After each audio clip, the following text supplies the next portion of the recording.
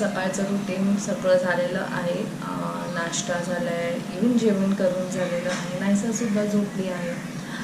आणि thank you so much. तुम्हाला माझा कालचा ब्लॉग सगळ्यांना आवडला. सगळ्यांनी खूप सारे कमेंट्स दिले, सगळ्यांनी मला खूप सारे विशेस दिले, हॅपी मदर्स डे विश केलं. I am really very happy की तुम्हाला सगळ्यांना तो ब्लॉग आवडला. आणि आज मी तुम्हाला एक दाखवणार आहे. रेदर मी ॲक्च्युली नायसासाठी नॅपीज मागवलेले. सो मी विचार केला की मी तुम्हाला पण दाखवते, तुम्हाला रिव्ह्यूज देते की म्हणजे तुमच्या बेबीजसाठी तुम्ही ते यूज करू शकतात. आणि जसं तुम्ही तिथे बघू शकताय, तो पार्सल तिथेच आहे. ॲक्च्युली तो काल आला आहे, सो मी तिथेच ठेवलं आहे त्याला. अजून मी सॅनिटाईज पण नाही केलं आहे. सो आता मी त्याला सॅनिटाईज करते आणि मग मी तुम्हाला दाखवते की ते एक्झॅक्टली नॅपीज कसे आहेत. आणि आता याला मी सॅनिटाईज केलं, तसं तुम्ही बघू शकता त्याची पूर्ण इंक गेली आहे. आणि मी आता हे ओपन करते. ॲक्च्युली हे जे नॅपीज आहेत ते क्लोथ डायपर ज्याला म्हणतो, जे रियुजेबल आहेत. ह्याच्या आधीसुद्धा मी नायसाला यूज करत होती. रेदर मी आताही तिला यूज करते. म्हणजे डायपर्सच्या ऐवजी आपण ते बाळाला घालू शकतो आणि ज्याने बाळाला त्रास पण नाही होत, रॅशेस पण नाही होत. आणि सो ते वेगळ्या कंपनीचे होते, पण यावेळेस मला कधीपासून सुपर बॉटमचे मागवायचे होते. सो ह्यावेळेस मी ते ऑर्डर केले. पहिले मला वाटलं की नाही येणार जस्ट बिकॉज ऑफ करोना. आणि जसं आम्ही रेड झोनमध्ये येतो, बट देन एसेन्शियल प्रोडक्ट्स येतात. अँड थँक गॉड की हे सुद्धा आलं. And I am happy. So हे आहेत सुपर बॉटम्सचे, जसं तुम्ही ते बघू शकता. आय जस्ट तुम्हाला दिसत असेल, सुपर बॉटमचे आहेत. मी ॲक्च्युली त्यांच्या साईटवर गेलेली. मला तिकडे ते नॅपीज 420ला मिळत होते. म्हणजे 3 नॅपीज फॉर 420. त्यांचे खूप वेगवेगळे प्रकार आहेत. प्लेन नॅपीज आहेत, त्यां प्रिंटेड नॅपीज आहेत. मग अजून खूप 3-4 टाईप्स आहेत. सो त्यातलं मी सर्वात बेसिकवालं घेतले, पण प्रिंटेडवालं घेतलं. सो तिथे ते 3 नॅपीज 420 रुपीजला होते. आणि मी जेव्हा ऑर्डर प्लेस करायला गेली, मला कळलं की ते आउट ऑफ स्टॉक आहे. सो मला तिथे काही ते मिळालं नाही. पण मला कसंही करून हवं होतं, कारण माझे आधीचे जे रियुजेबल डायपर्स होते ते आता थोडं खराब होत चाललं आहे. आणि मी ॲक्च्युली ते मागवलेले फर्स्ट क्रायवरनं. तर मग मी परत तिथे जाऊन बघितलं तर फर्स्ट क्रायवर ते नाही आहेत. मग देन थॉट की सुपर बॉटम्सचे पण छान आहेत, तर मागवते मी त्याचे. कारण मी त्याचं खूप काही ऐकलेलं, त्याचे रिव्ह्यूज पण चांगले आहेत. सो मी ते मागवले. मी हे मागवलं आहे आय गेस 9thला, म्हणजे सॅटर्डेला. आणि मला काल मिळालं. विदिन 2 days मला डिलिव्हर झालं आहे. हां, सो मी सांगत होती की सुपर बॉटम्सवर मला काही ते मिळालं नाही, अनअवेलेबल होतं. सो मी ट्राय केलं, बघूया ॲमेझॉनवर वगैरे मिळतं आहे की नाही. तर मग मी ॲमेझॉनवर एकदा ट्राय केलं. ॲमेझॉनवर आहेत त्या नॅपीज अवेलेबल आहेत. बट द प्रॉब्लेम नाही मिळू शकत. तिथे थोडंसं मला महाग मिळालं. 499ला ते 3 नॅपीज मिळाले. पण मला कसंही करून हवं होतं, म्हणून मग मी ते घेतले.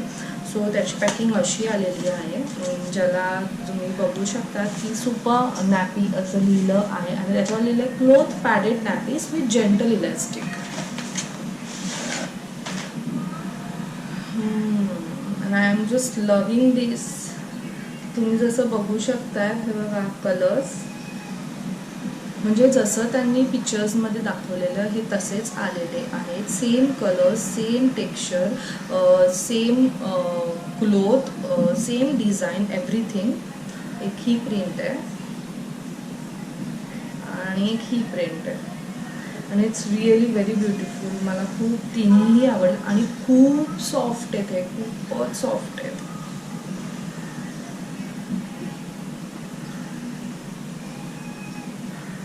मी तुम्हाला उघडून दाखवते. सी, असे एक ते हे ॲब्झॉर्ब करतं. डायपर्सचं तुम्हाला बेस्ट पार्ट सांगते की हे ऑर्गॅनिक कॉटन्सनी बनलेलं आहे. हे जे आतमधलं सेक्शन आहे ते ऑर्गॅनिक कॉटन्सनी बनलेलं आहे आणि हे कम्प्लिटली क्लोथ पॅडिंग आहे, ज्याने बाळाला बिलकुल पण त्रास नाही होणार, रॅशेससुद्धा होणार. हे सेम तसेच आहेत जसे मी फर्स्ट ट्रायवरनं मागवलेले, फक्त तिथे बाहेरच्या साईडला ना प्लॅस्टिक होतं, पण आतमध्ये हे सेम होतं, सेम टू सेम असंच आहे. आणि इवन त्यांनी असं सांगितलेलं आहे की 3 to 4 hours baby can sleep nicely in this, म्हणजे बाळाला काहीही त्रास नाही होणार, ते एवढं इझिली ॲब्झॉर्ब करून घेतो. सो मला फारच आवडलं आहे. मेन म्हणजे जसं त्यांनी दाखवलेलं, जसं त्यांनी सांगितलं आहे हे तसंच आहे, म्हणून मला खूप आवडलं. एका सबस्क्रायबरनी मला एकदा सांगितलेलं की why don't you use super बॉटमवाले नॅपी. सो मी तिला सांगितलेलं की yes of course I am going to use, माझ्याकडे आहेत ऑलरेडी. मला पर्सनली असं वाटतं की तुम्ही एकदा हे ट्राय करून बघायला पाहिजे. जसं मी बोलली, आय नो इट्स कॉस्टली थोडंसं, बट हे रियुजेबल आहे. आपण हे वॉश करू शकतो आणि परत बाळाला घालू शकतो. आणि मला असं वाटतं जर आपण ह्याला नीट प्रॉपरली यूज केलं तर दिस can last for 3 to 4 months. मग ते तुमचे 500 ते इझिली वसूल होतील. मग एकदा तुम्ही ट्राय करा. मी डिस्क्रिप्शन बॉक्समध्ये त्याची लिंक देईल की मी एक्झॅक्टली कुठून परचेस केलं आहे. बघा तुम्हाला पटतं आहे की नाही, तुम्हाला आवडतं आहे की नाही.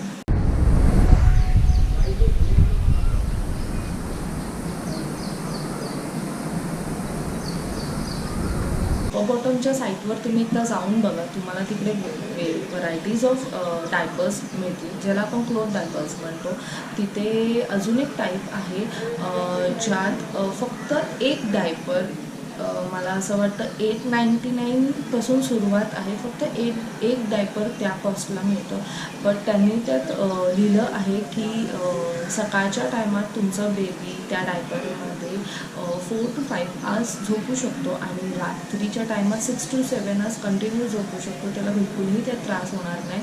ते ॲक्च्युली असे आहेत की असं नाही बोलता येणार, पण थोडंसं वेगळं डायपर आहे, थोडंसं जाडं आहे आणि आतमध्ये पॅड्स आहेत. 2 to 3 टाईप्स ऑफ पॅड्स आहेत जे तुम्ही चेंज करू शकता.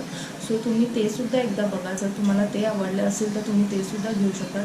पण मला असं वाटतं की फॉर अ स्टार्ट तुम्ही हे एकदा ट्राय करून बघा, तुम्हाला आवडतं आहे की नाही बघा. आणि येस, दॅट्स इट. मी तुम्हाला by the end of this day मी तुम्हाला सांगेलच.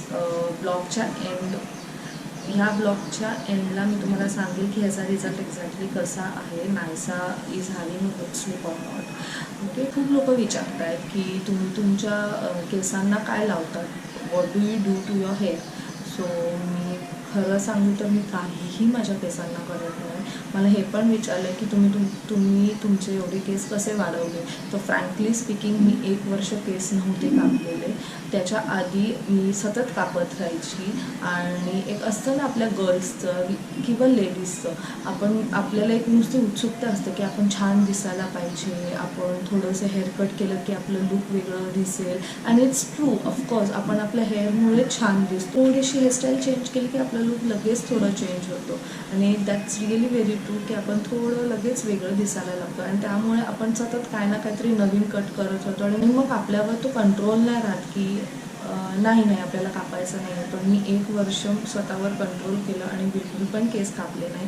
आणि त्यानंतर माझे केस एवढे मोठे झाले. त्याच्यानंतर मला असं वाटतं मी फक्त ट्रिम करत गेली आहे. हां, ट्रिम इज नेसेसरी. जर तुम्ही ट्रिम नाही केलं तर तुमचे केस ऑफकोर्स वाढणार नाही, मग त्याला स्प्लिटन्स येतील. म्हणून ट्रिम तुम्हाला करायची गरज आहे. मी इवन आत्ता 6 to 7 months नाहीतर 1 वर्षानंतरसुद्धा केस कापते. म्हणजे 6 to 7 months ट्रिम चालूच असतं माझं. मी ट्रिम करत राहते. मी खूप वगैरे कापत नाही. मी इवन माझं जेव्हा हेअरकट करायला जाते मी त्याला सांगते की माझ्या केसांची लेंथ एवढीच ठेवायची आहे, बाकी तुला काय करायचं आहे तिथे तू कर, केस माझं जास्त कापू नको. Because I love my hair. Main म्हणजे माझ्या नवऱ्याला माझे केस खूप आवडतात. त्याने मला आधीच सांगितले कधीच केस कापायचे नाही आहे. So yes. आणि मी माझ्या केसांना खरंच काही लावत नाही. फक्त आठवड्यातनं 2दा वगैरे मी ऑइल लावते, जो की आहे पॅराशूट ऑइल.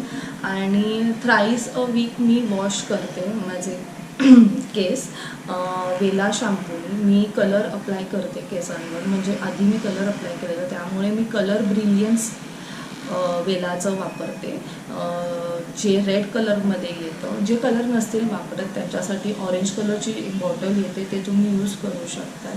आणि दॅट्स इट. मी दुसरं काही करत नाही. मी इवन स्पा वगैरे करत नाही माझ्या केसांना. आणि अजून असे प्रश्न आलेले आता कालच्या ब्लॉगमध्ये पण आलेले की तुम्ही तुमच्या स्किनला काय करताय. मी माझ्या स्किनलासुद्धा काय करत नाही. जर तुम्हाला खरं सांगितलं तर माझी आई ब्युटिशियन आहे आणि लोक युजली असं विचार करतात की अरे वा, ह्यांची आई ब्युटिशियन आहे म्हणून ह्या एवढ्या सुंदर दिसतात, म्हणून यांची स्किन एवढी चांगली. बट तुम्हाला मी सांगते आमची स्किन कशामुळे चांगली, बिकॉज आमच्या आईने मला कधीच मेकअपची सवय लावली नाही लहानपणापासून. मला वाटतं जेव्हा माझी बहीण 6 मंथ्सची होती तेव्हा माझ्या आईने ब्युटिशियनचा कोर्स केलेला. म्हणजे तुम्ही विचार करा, आम्ही जेव्हा कितीतरी लहान होतो तेव्हापासून शी इज अ ब्युटिशियन. तेव्हापासून तिने आम्हाला कधीही मेकअप केलं नाही आहे. असं काही अननेसेसरी अनवॉन्टेड गोष्टी आमच्या चेहऱ्याला लावल्या गेल्या नाही. त्यामुळे आमची स्किन एवढी चांगली. आम्हाला हार्डली पिंपल्ससुद्धा येतात दोघींना, खूप हार्डली. जेव्हा पिरियड्स असतं तेव्हा येतं, नाही तर आमच्या चेहऱ्यावर पिंपल्ससुद्धा दिसणार नाही. मला असं वाटतं मेकअपमुळे कदाचित स्किन खराब होत असेल. आजकाल आपण बघतो लहान लहान मुलांनासुद्धा एवढं काही मेकअप केलं जातं. पण इट्स ओके, ते प्रत्येकाच्या म्हणजे आपण काही बोलू नाही शकत त्याच्याबद्दल. म्हणून मला असं वाटतं की आम्हाला आमच्या आईने एकदम असं प्रॉपर ठेवलं आहे. कधी तिने आम्हाला असं मेकअपसुद्धा केलं नाही. मला असं वाटतं मी 12th नंतर फर्स्ट इयरला मी लिपस्टिक लावायला स्टार्ट केलेली, ती पण एकदम लाईट. कारण मला नाही आवडायचं हे सगळं. मला असं वाटायचं मी जशी आहे तशीच चांगली आहे, काय गरज नाही आहे मला या सगळ्या गोष्टींची. अँड येस, दॅट्स वाय आमची स्किन एवढी चांगली आहे. काहीही लावत नाही. माझं स्किन केअर रुटीन काहीही नाही आहे. मी दिवसातनं 3 ते 4 वेळा मस्त माझा चेहरा धुते प्रॉपर फेसवॉशनी आणि खूप सारं पाणी पिते. त्याच्यामुळे सुद्धा तुमच्या स्किनला ग्लोनेस येऊ शकतो. काही गरज नाही आहे दुसरं काही लावायची. इवन मी जे नॉर्मल मेकअप करते ते फक्त कॉम्पॅक्ट असतं, आयलायनर असतं आणि लिपस्टिक असतं, दुसरं काही नाही. येस, फंक्शनच्या वेळेस we have to be perfect. म्हणून मग मी तेव्हा थोडं मेकअप करते, बाकी काही नाही. जसं तुम्ही मला म्हणजे आता खूप लोक मला ओळखतात माझ्या फॅमिलीमधले, त्यांना माहिती आहे की इवन मी जेव्हा लग्नाला वगैरे जाते तेव्हा पण मी काहीही लावत नाही. कॉम्पॅक्ट, आयलायनर आणि लिपस्टिक, दुसरं मी काहीही वापरत नाही. असं नाही की मला खूप काही मेकअप वगैरे करायचं आहे. येस, पण जेव्हा माझं स्वतःचं फंक्शन असतं, जसं बेबी शॉवर झालं, नेहमी सेरेमनी झाली, तेव्हा मी खरंच मेकअप केलेलं. तेव्हा गरजेचं होतं म्हणून मी तेव्हा मेकअप केलं. बाकी काही नाही, आम्ही दुसरं काही नाही लावत मी स्किनला. जस्ट होप तुम्हाला तुमच्या प्रश्नांचे उत्तर मिळाले असतील. आय जस्ट होप की तुम्ही ॲग्री केलं असेल याच्यावर जे मी बोलते. पण ट्रस्ट मी माझ्या केसांनासुद्धा काही करत नाही आणि मी माझ्या स्किनला पण नाही करत. तुम्हाला खोटं वाटेल पण मी खरं सांगते, मी इवन पार्लरला जात नाही. मी इट्स बीन 1.5 year मी पार्लरला गेली नाही आहे. म्हणजे मी वॅक्सिनसुद्धा करत नाही. मला नाही वाटत मला गरज आहे वॅक्सिनची. मला काय एवढी हाताला पायाला वगैरे ग्रोथ नाही आहे की मी अननेसेसरी फुकटचीच पार्लरमध्ये जाऊ आणि वॅक्सिन करू. मी आयब्रो पण नाही करत. आयब्रो पण हार्डली 3 टाइम्स मी केलं असेल. फर्स्ट टाईम आयब्रो केलं ते मी माझ्या लग्नाच्या वेळेस आणि त्याच्यानंतर माझ्या कझिनचं लग्न होतं तेव्हा, आणि असंच मध्ये कधीतरी केलेलं. मी इवन तुम्ही बघू शकतात माझ्या बेबी शॉवरच्या व्हिडिओजमध्ये पण मी आयब्रो केलेलं नाही आहे. नेमिंग सेरेमनीच्या व्हिडिओमध्ये पण मी आयब्रो केलं नाही. मी काहीही करत नाही. जे पण आहे ते सगळं काही नॅचरली मला असंच राहायला आवडतं. मला फुकटचं ते कशावरही पैसे घालवायला आवडत नाही. मी जशी आहे तशीच मला आवडते. एक इम्पॉर्टंट गोष्ट सांगायची राहिली, बेबीसाठी जे पण क्लोथ्स तुम्ही आता परचेस कराल ते सर्वात आधी वॉश करा आणि त्यानंतरच ते बाळाला घाला. बिकॉज यू नो आता एक्झॅक्टली काय चाललं आहे बाहेर. सो आता मी जे डायपर्स मागवलेले ते मी छानपणे वॉश केले आहेत आणि त्याच्यानंतर मी त्याला यूज करणार आहे. जसं तुम्ही बघू शकता मी धुतले तर एकही कलर अजूनपर्यंत तरी स्प्रेड झालेला नाही आहे. So it's good. बघा, कलर बिलकुल पण स्प्रेड झाला नाही आहे.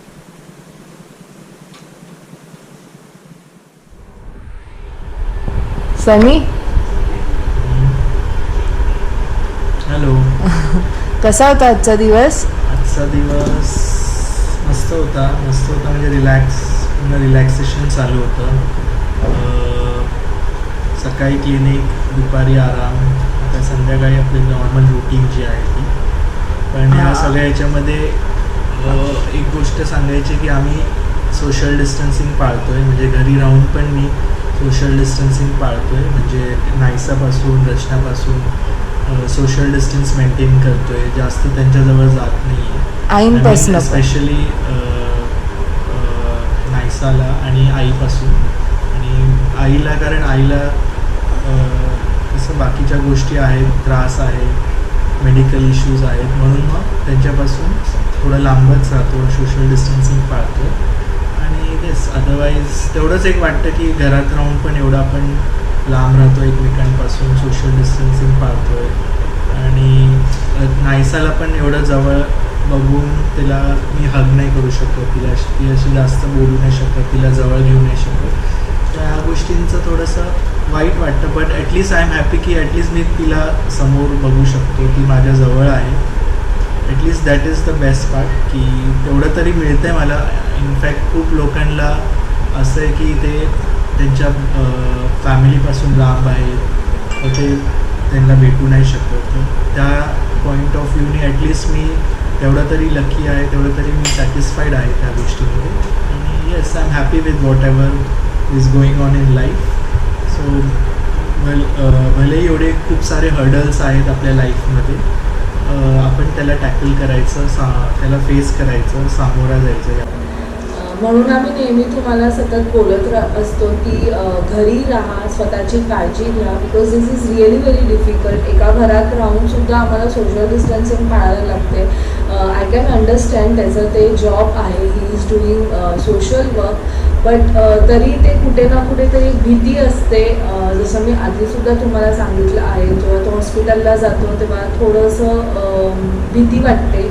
आणि मग घरी आल्यावर मग परत लांब लांब राहणं हे पण थोडंसं विचित्र वाटतं. But it's okay, he is doing everything for us. आम्ही सेफ राहायला पाहिजे म्हणून तो करतो आहे. जर मग तुम्हाला हे असं राहायचं नसेल, कारण हे खूप विचित्र फिलिंग आहे, कशाला टच नाही करायचं, तो रादर कशालाच टच करत नाही, त्याला सर्व काही हातात देतो आम्ही.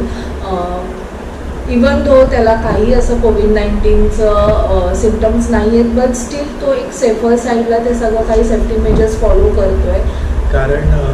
कारण डेली हॉस्पिटलमध्ये तुम्ही म्हणू शकता की 2 to 3 केसेस पॉझिटिव्ह असतात. इवन बच्चूजमध्ये राईट फ्रॉम 2 दिवसाचा बाळ टू नॉर्मल 5 to 6 इयर्सच्या बच्चूजला पण होतं आहे कोविड-19 पॉझिटिव्ह आहे त्यात टेस्ट. तर खरंच खूप डिफिकल्ट आहे. आणि यासाठी आम्ही सगळ्या गोष्टी तुम्हाला सांगतो आहे की तुम्ही तेच घरी राहून घरी राहून तुमच्या फॅमिलीबरोबर जास्त स्पेंड करा. कारण तुम्हाला कळणार पण नाही की जर तुम्हाला ते कसं सांगायचं, म्हणजे कोविड-19चे सिम्पटम्स कधी तुम्हाला लागू पडतील तुम्हाला कळणार सुद्धा नाही. तुम्ही बाहेर कधी पडलात तर समोरच्या पेशंटला आय मीन माणसाला कोविड आहे का नाही हे आपण असं सांगता नाहीत. कारण बऱ्यापैकी पेशंट्स का माणसं म्हणा तुम्ही की ते असिम्प्टोमॅटिक असतात. म्हणजे त्यांना साधं सिम्पटम्स पण नसतात, फक्त नॉर्मल पोटात दुखतं आहे असे काही सिम्पटम्स असतात जे एकदम स्पेसिफिक नसतात. जसं आपल्याला सांगतात फिवर, कफ, कोल्ड, असे टिपिकल सिम्पटम्स पण नसतात. नॉर्मल फक्त चक्कर येते का तुम्ही म्हणा पोटात दुखतं आहे, असे अटिपिकल सिम्पटम्स पण असतात. म्हणून तुम्ही घरी राहा, एकत्र फॅमिलीबरोबर टाईम स्पेंड करा, बाहेर अजिबात पडू नका. खूपच गरज असेल तरच बाहेर पडत. जसं आम्ही आधीच सुद्धा तुम्हाला सांगितलं. तुम्हाला असं वाटत असेल की आम्ही तुम्हाला खूप बोर करतो, पण नाही, हे खरं. कारण आम्ही या फेजवरनं जातो. मला तुम्ही विचारू शकता, आईंना तुम्ही विचारू शकता, रदर फाल्गुनी आणि आईला सुद्धा विचारू शकता की ते कसं फिलिंग आहे. खूप वाईट वाटतं, खूप विचित्र फिलिंग आहे जेव्हा आपलंच माणूस आपल्यापासून असं वेगळं ट्रीट केलं जात आहे. सो बेटर आम्हाला असं वाटतं की तुम्ही आत्ताच काळजी घ्या. इट्स गुड, तुम्ही हॉस्पिटलमध्ये 14 दिवस राहण्यापेक्षा तुम्ही तुमच्या फॅमिलीबरोबर एकत्र राहा, ते खूप चांगलं आहे. कारण हॉस्पिटलमध्ये जो माणूस 14 दिवस राहतो तिथे कॉन्टॅक्टसुद्धा नसतो फॅमिलीबरोबर. हां, तुम्ही करू शकतात फोनवर वगैरे, पण बोलायला कोण नसतं त्या रूममध्ये, तुम्ही एकटे राहतात त्या रूममध्ये, काही जेवण तुम्हाला मिळतं. सो जस्ट टेक तुमची केअर. काळजी घ्या आणि बी हॅपी. जसं चालू आहे तसं तुम्ही त्याच्यात समाधान राहा आणि आणि बी काय positive and be happy all. मस्त मस्त राहा, जास्त विचार करू नका, टेन्शन घेऊ नका. छान फॅमिलीबरोबर टाइम स्पेंड करा. जास्त विचार केलं की मग ते आपल्याला सुद्धा त्रास होतो. आणि चला मग आता मी तुम्हाला दाखवते, मी आज मिसळ बनवणार आहे. तर आपण आणि मिसळ आमची दोघांची प्रचंड आम्हाला दोघांना खूप माझ्यापेक्षा जास्त आवडते. ह्याला आवडते. म्हणजे मी इनफॅक्ट मी डेली मिसळ खाऊ शकतो. डेली म्हणजे मी तुम्हाला सांगते, इव्हन मग तो 5 स्टार हॉटेल असो की 3 स्टार किंवा तो एकदम फॉरेनला गेलं तर मी कधी इंडियन रेस्टॉरंट असलं तर मी तिथे पण म्हणजे मिसळ try स्ट्रीट साईड काय बोलतो आपण, फूड नाही, हॉटेल वगैरे असं स्ट्रीटवर, तू पहिले तिथे जाऊन पहिले त्यांच्या मेनूमध्ये बघतो की मिसळ आहे की नाही, आणि तो कोणत्याही टाइमला मिसळ खाऊ शकतो. इव्हन Just मिसळ रात्री लावणार. 12 वाजता सुद्धा मिसळ खाऊ शकतो. सो मी फर्स्ट टाइम मिसळ बनवते घरात. मी आजपर्यंत एवढ्या वर्षात कधीच मिसळ नाही बनवली आहे. मला आईने सांगितलं की तिने मिसळ बनवली आणि ती खूप छान झाली. सो मी विचार केला की मी पण ट्राय करते. आणि ही रेसिपी ऑफकोर्स माझी नाही आहे, आईची रेसिपी आहे आणि मी तुमच्याबरोबर त्या शेअर करणार आहे. आय जस्ट होप की तुम्हाला ती आवडेल. सो चला. सो आज मी बनवणार आहे मटकीची मिसळ, जी सनीला फार आवडते. मला युजली वाटाण्याची मिसळ आवडते, पण त्याच्यासाठी चुके. सो त्याचे जे इंग्रेडियंट्स आहेत मी तुम्हाला वरवरती सांगते. कांदा, हे मटकी आहे जे मी उकडून घेतलेले आहेत. उकडताना आपल्याला याच्यात तेल, हिंग, हळद आणि मीठ टाकायचं आणि पाणी, आणि 1-2 शिट्टी घेऊन त्याला चांगलं शिजवून घ्यायचं आहे. आणि ते टोमॅटो आहे, हे उकडलेली बटाटे, आलं लसूण पेस्ट आणि कांदा लसूण मसाला एव्हरेस्टचा, जो तुम्हाला इझिली अवेलेबल म्हणजे मार्केटमध्ये मिळेल, आणि थोडंसं बेसन. सो इकडे मी एका पॅनमध्ये तेल टाकलेलं आहे. आपल्याला जसं तुम्हाला माहिती आहे मिसळमध्ये खूप तरी लागते, सो मी खूप सारं तेल टाकलं आहे इकडे. त्याच्यात मी टाकते कढीपत्ता,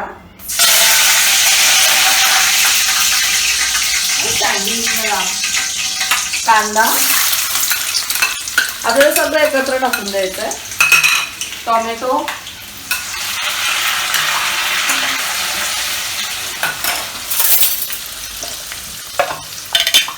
आलं लसूण पेस्ट,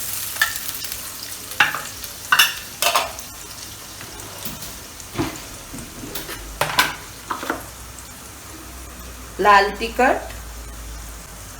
तुमच्या चवीनुसार कशी तुम्हाला लागते तसं, झणझणीत वगैरे लागत असेल तर.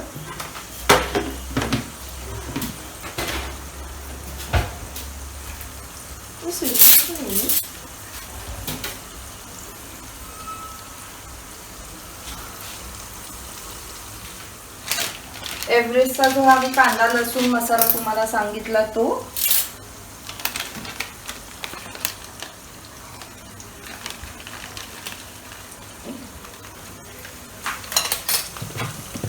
थोडंसं बेसन, एकदम थोडं टाकायचं, जास्त नाही टाकायचं, आणि ह्याला छानपणे हलवून घ्यायचं आहे आपल्याला.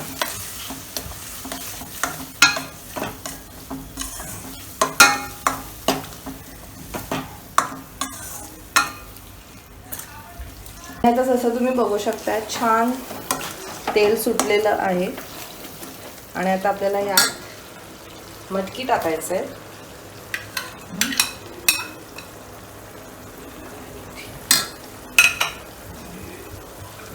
आणि त्यात आपण जे हे बटाटे उकडलेले ते आणि पाणी,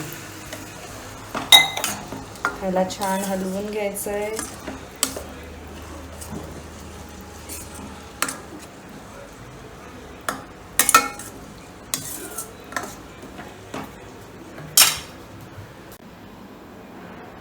आणि जसं मी तुम्हाला सकाळी सांगितलेलं की मी जे नॅपीज आणले ते मी नायसावर ट्राय करून बघेन. सो आता मी तिला 7 o'clock वाजता ते नॅपीज घातले आहेत, म्हणजे ऑफकोर्स एक घातला आहे आणि आता वाजले 8:30. तो आतापर्यंत तर काही लिकेज नाही आहे. आय एम डॅम शुअर, आणि तुम्हाला पण माहीत असेल की तुमचा बेबी किती वेळा शू करतो. सो आतापर्यंत तिने 1-2 वेळा तरी केलंच असेल, अजूनपर्यंत तरी लीक झाले नाही आहे. सो आय फील की चांगलं आहे, तुम्ही घेऊ शकतात ते. तरी पण मी एक्झॅक्टली तुम्हाला सांगते अजून, कारण मी टायमर लावले की 2 ते 2.5 तास तरी बघूया आपण की ते एक्झॅक्टली कसं म्हणजे सोक करताय की नाही. And it's ready.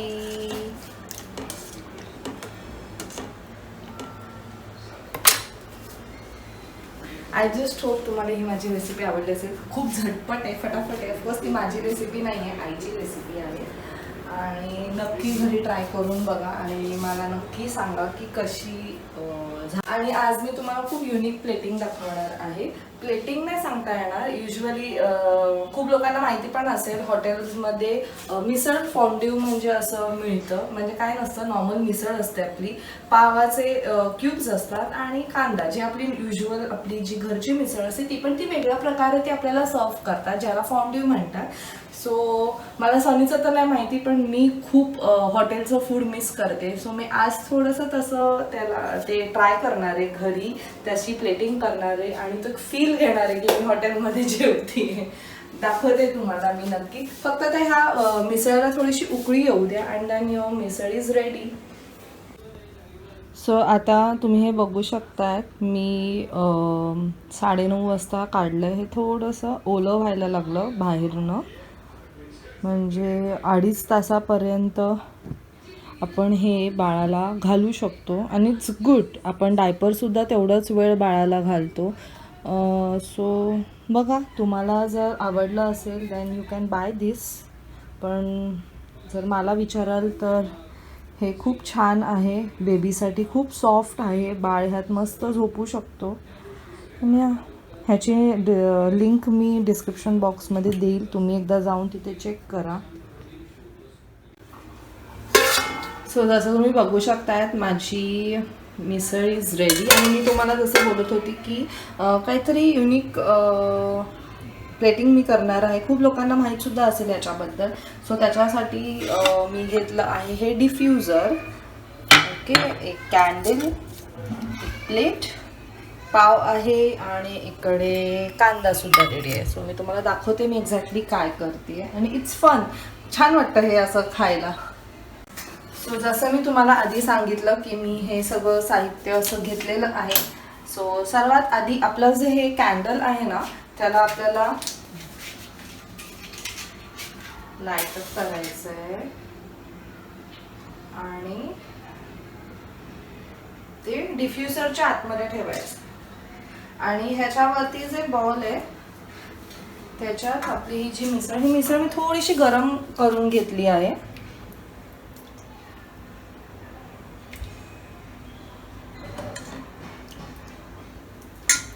ती ह्याच्यावर ठेवले.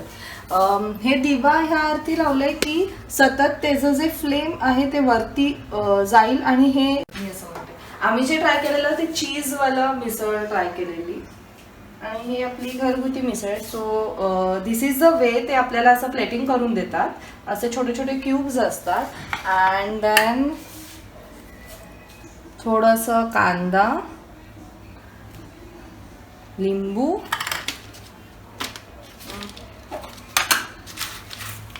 फरसाण अँड इट्स रेडी. ह्या प्रकारे ते आपल्याला सर्व करतात. आज मस्त फील येणार आहे हॉटेलमध्ये खाण्याचा. आणि मी तुम्हाला सांगते हे कसं खाल्लं जातं.